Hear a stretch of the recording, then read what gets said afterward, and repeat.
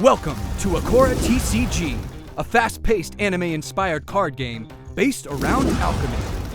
Build an alchemy deck, summon powerful Akora, and battle rival alchemists. Let's start with the basics. The Akora cards. Each Akora card is made up of several elements. Relic requirement, soul points, Akora effect, character bio, attribute, basic attack, relic attack, stage of Akora, Akora type, and card code.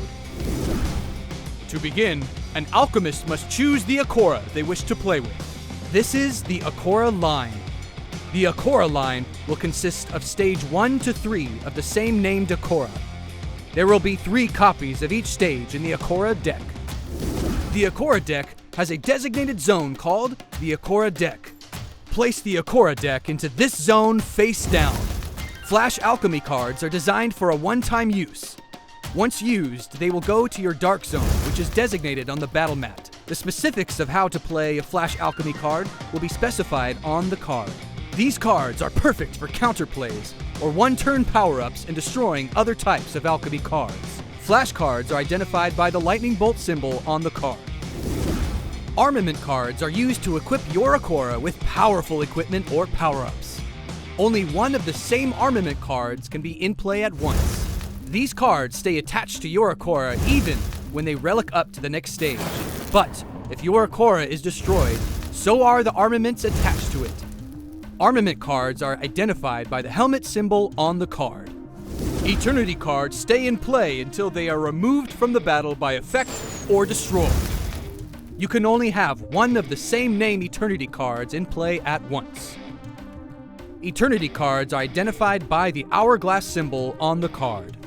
Battle Zone cards are the domains of various attribute Akora, or, in some cases, types or even specific Akora. These are powerful enhancers, often with multiple effects that benefit your Akora in battle. Battle Zone cards are not alchemy cards. Relic shards are the resource of any alchemy deck. They are tied to the attribute of your chosen Akora. You cannot have different attribute relic shards to that of your Akora's attribute. You can only play one relic shard from your hand during the preparation phase as an action. Some card effects may allow you to play more relic shards in a turn. Relic shards can also be used as costs, and some cards will require you to destroy or discard relic shards in order to meet the prerequisites. The destruction of relic shards is also key to using an active Stage 3 Akora's relic attack. The alchemy deck contains 41 cards. You can include up to 3 copies of the same alchemy card and battle zone card. However, you can only have up to 4 total battle zone cards in your alchemy deck. You can include as many relic shard cards as long as the deck limit is not exceeded. Cards that are included in the alchemy deck must match the attribute of your Akora or be multi-attribute. When starting a game, each player has 1 relic shard and 1 stage 1 Akora in play on the mat. The alchemy deck goes below the Akora deck, shuffled and face down. The turn 1 player draws 5 cards and has the option to mulligan 2 cards. The player can then play as many alchemy cards as they want, provided the alchemy zones are free. If they have a relic shard, they can play 1 per turn. There is no attack phase for the turn 1 player. The turn 2 player has a starting hand of 5 cards drawn at the same time as player 1. Both players can mulligan up to 2 cards. Player 2, at the start of their turn, draws a card, taking their hand total to 6.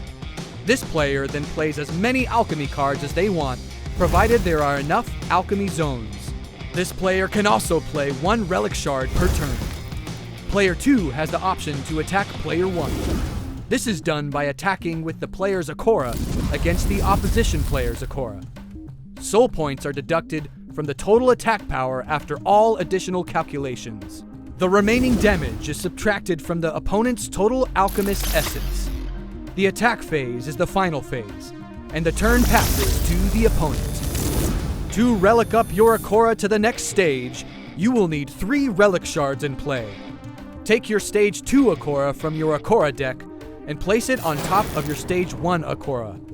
You must skip your attack phase if you relic up. To relic up your Akora's Stage 3 form, you must have 6 relic shards in play.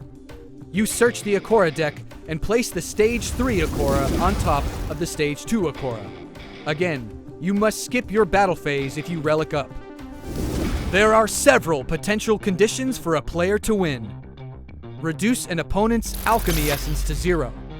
A player runs out of cards. Or a player runs out of Stage 1 Akora, meaning that if their Akora is destroyed by an effect, they have no Stage 1 to battle on with. You are now ready to start your journey to becoming an alchemist. Good luck.